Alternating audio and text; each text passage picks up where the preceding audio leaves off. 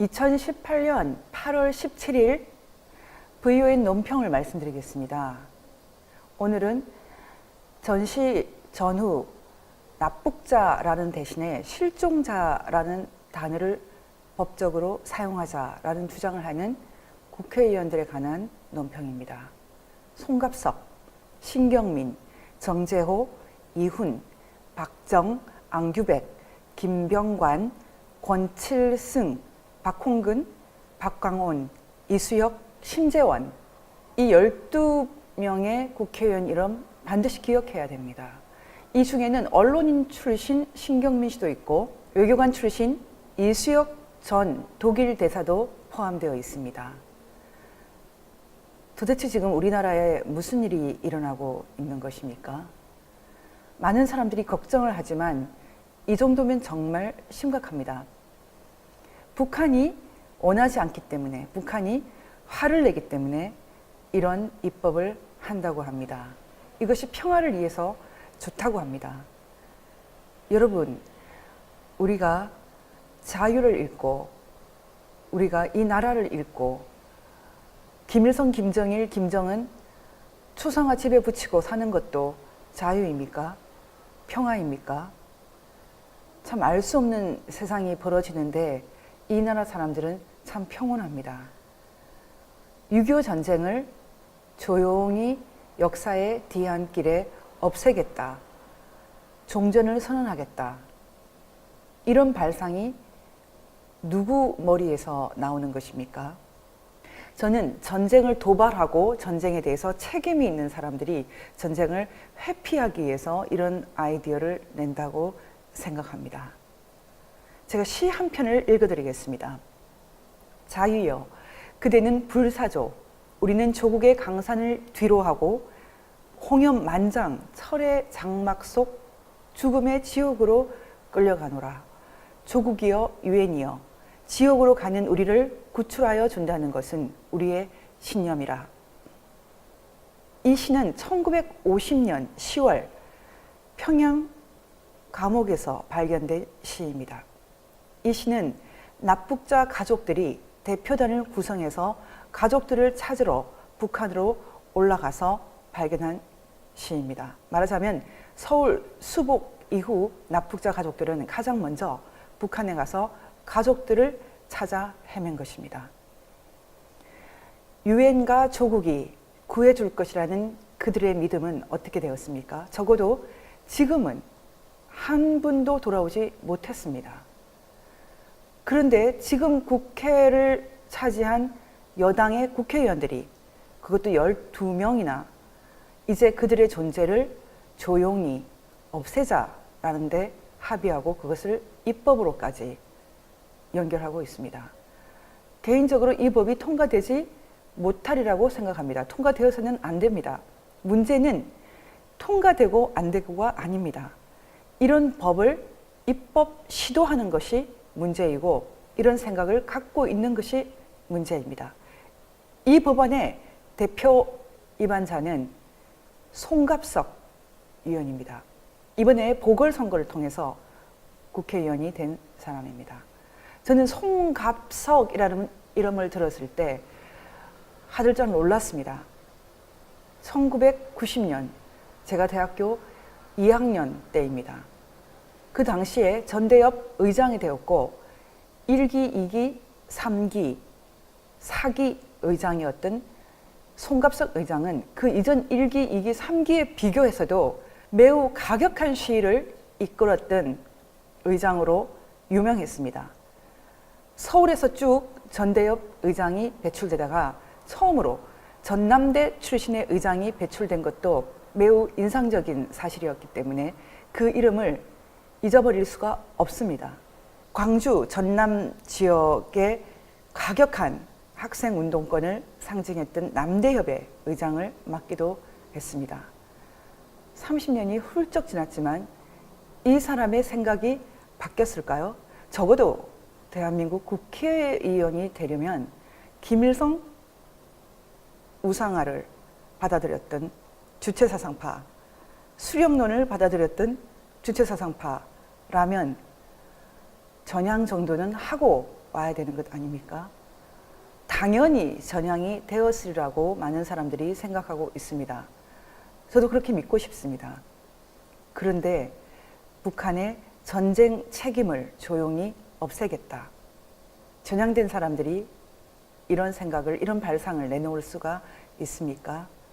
북한은 1950년 6월 25일 6.25 전쟁 도발에 대해서 숨기고 싶은 과거로 생각하고 있습니다.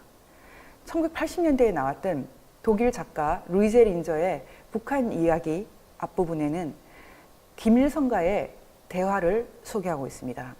내 손으로 민족에게 피를 흘리게 했다. 남침 고백입니다. 저는 그 책을 읽을 때 아마도 북한이 남침을 했다라는 것이 김일성 입을 통해서 나왔건 공식적인 채널을 통해서 나왔건 인정을 한 것이 아마 처음이 아닐까 그런 생각을 했습니다. 사실이 아닐 수도 있겠지만 어쨌든 북한이 김일성 일족이 단 한 번도 남침을 공식적으로 인정한 적은 없습니다. 6.25 전쟁에 대해서 많은 의견들이 있지만 6.25 전쟁 도발이 김일성에 의한 것이다. 이것을 부정하는 사람은 없습니다. 만약 정말 6.25 전쟁이 끝났다면 전쟁의 책임을 져야 합니다. 돈이나 이런 것으로 배상하는 것은 지금은 중요하지 않습니다. 일단 생사부터 확인을 해줘야 합니다. 그런데 10만 이상이 납북되었는데 아직까지 생사 자체를 확인해 주지 않고 있습니다. 지금 대한민국 국회의원이라고 하는 사람은 이제는 생사 확인을 위한 노력은커녕 이 문제를 지워버리자고 합니다. 북한이 좋아하지 않는다고 합니다. 도대체 이런 일이 있을 수 있습니까? 한번 들어보십시오. 납북자의 98.1%가 남성입니다. 남자들만 대량으로 실종될 수 있습니까? 누군가가 끌고 가지 않고 가능한 일입니까? 납북자의 88.2%가 1950년 7월부터 9월 북한 점령기에 사라졌습니다.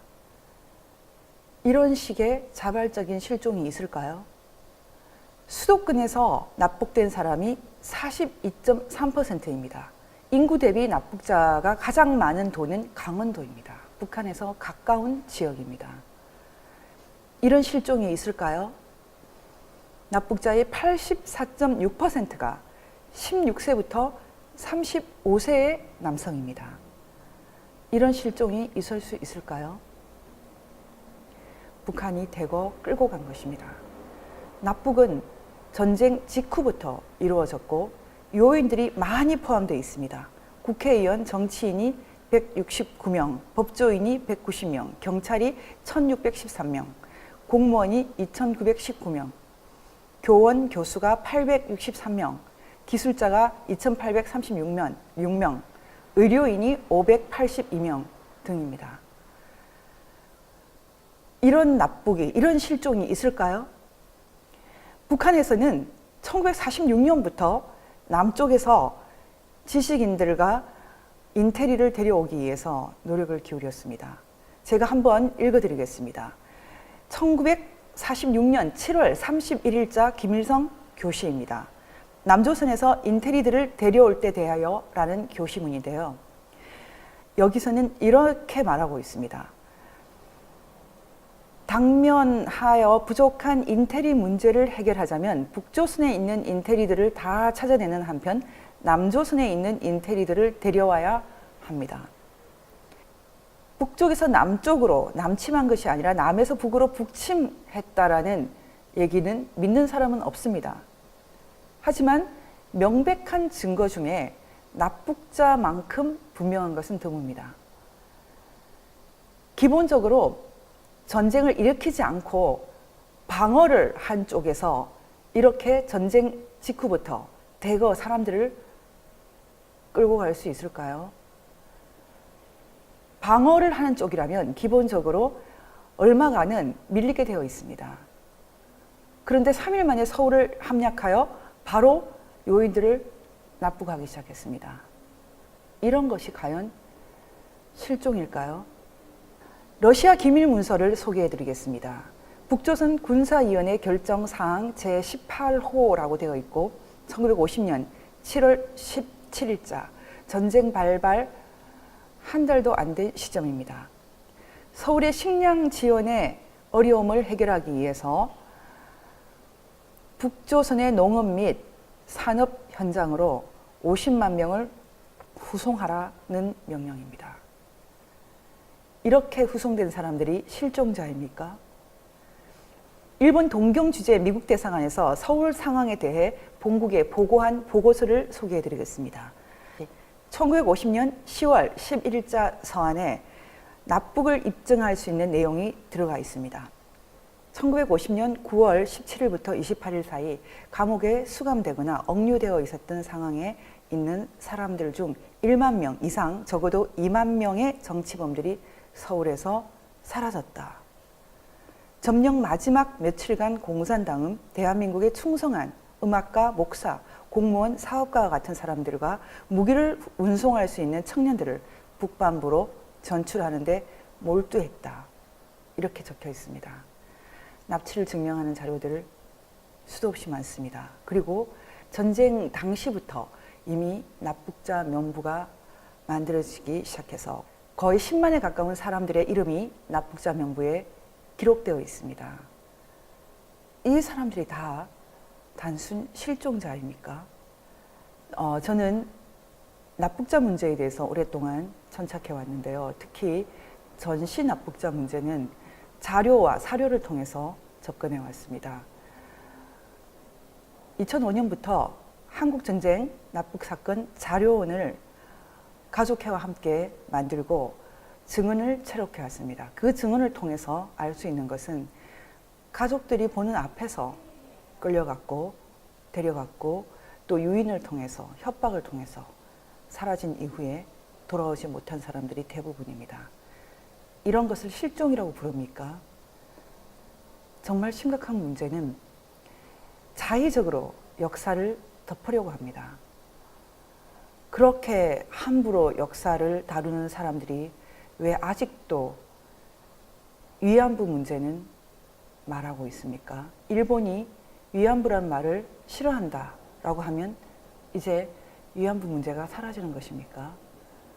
참 답답한 일입니다. 대한민국 국회의원 중에 이런 발상을 가진 분들이 많다는 것, 그것도 정부 여당이라는 것, 너무나 안타까운 일입니다. 이분들 가족들에게 사과해야 합니다. 그리고 피살당하고 학살당한 많은 전쟁 희생자, 특히 민간인들 앞에 고개 숙여 사과해야 합니다. 대한민국 세금으로 월급을 받으시는 분들입니다. 정말 이렇게 해도 됩니까? 나라가 너무나 심각합니다. 우리가 어디까지 가려고 이렇게 합니까? 1990년대에 그렇게 가격했던 김일성 키드들 아직 생각이 안 바뀌고 지금도 이 나라를 김일성 손자에게 갖다 주겠다는 것입니까? 감히 어떻게 국정원과 기무사를 무력화시키고 감히 어떻게 우리 경제의 근간인 원자력을 이토록까지 심각하게 기반을 무너뜨릴 수 있습니까? 이제는 6.25 전쟁을 조용히 지우려고 합니다. 있을 수 없는 일입니다. 김일성, 김정일, 김정은은 반인도 범죄자라고 국제사회가 규정하고 있습니다. 2014년 UN 북한 인권 조사 보고서는 이 부분에 대해서 명백히 밝히고 있고 6.25 전쟁 납북자 문제에 대해서도 반인도 범죄로 다루고 있습니다. 대한민국 국회의원이 왜 반인도 범죄자의 편에 서는 것입니까? 히틀러를 지지하는 것과 무엇이 다릅니까? 왜 국제사회의 기본 규범도 있고 인간이 살아가는 기본 가치도 잃어버리는 것입니까? 갑자기 가족이 끌려가서 60년, 70년을 돌아오지 않고 있습니다. 그 많은 사람들의 가슴에 왜 대한민국 국회의원들이 못을 박습니까? 법률안을 폐기하는 것은 물론이고 사과해야 됩니다.